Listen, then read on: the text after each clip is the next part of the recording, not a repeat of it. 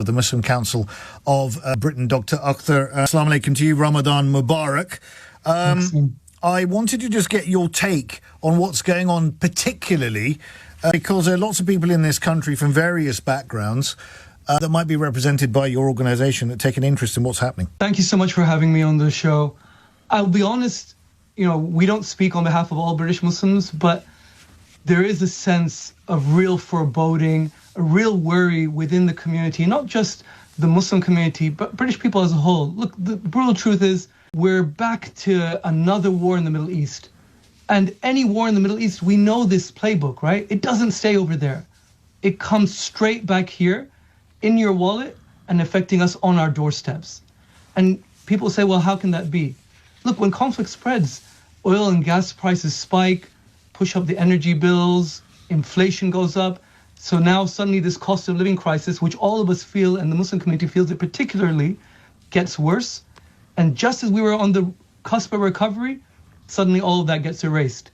So who doesn't suffer? Yeah. The warmongers. All those people who are kind of pushing for this war. You're talking about the economic elements coming back and hitting us back here, but there are also potential community elements as well, aren't there? Because there'll be potentially lots of people who disagree with this action. Are you concerned about that too? Yeah, I am concerned about it, but probably not in the way that you're thinking.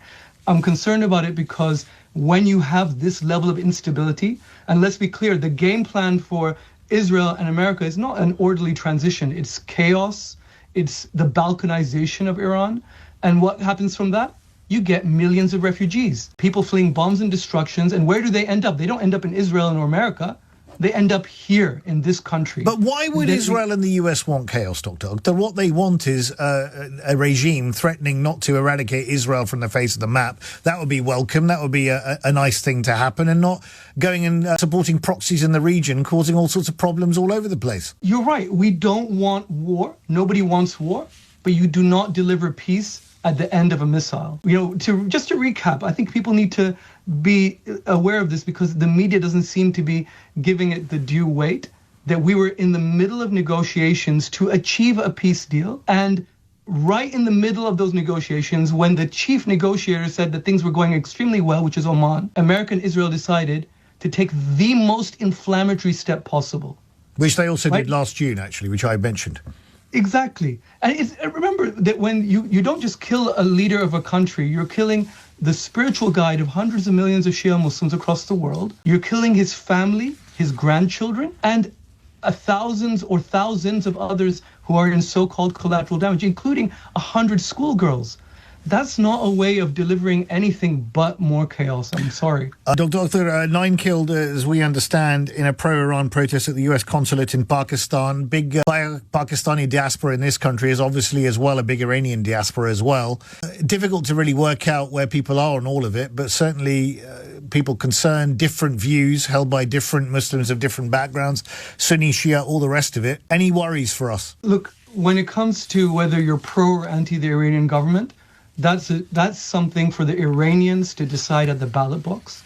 It's certainly not for us to decide here in the London studio, or for the Americans or Israelis to decide, again, through weapons of mass destruction.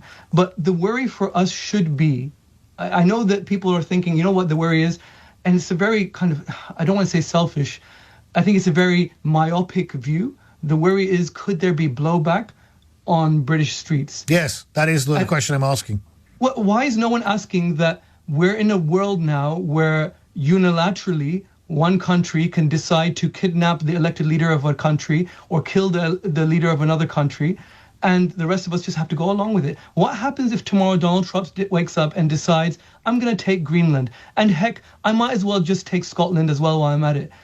We've created this kind of international world order where might is right.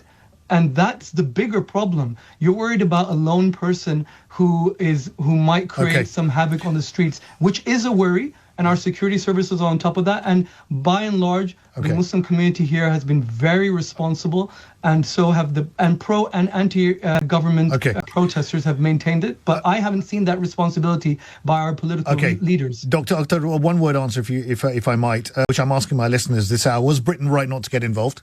Yes or no? I mean, it's involved, isn't it? How is it? Well, I mean, it's not involved directly. I mean, it didn't actually get involved in this in this exercise shoulder to shoulder. It's now involved because it's defending its assets. So that's what it would say. Listen, you're either calling for international rules-based order or you're involved and quietly cheerleading, and that's all we've seen. It's right not to be directly involved. What we're asking the British government to do is that we are greater than just being the 51st state of America. Okay. We need to stand up and say laws mean something. All right. This is wrong. Okay. Thank you very much indeed. Dr. Wajid Akhtar, Secretary General of the Muslim Council of Britain.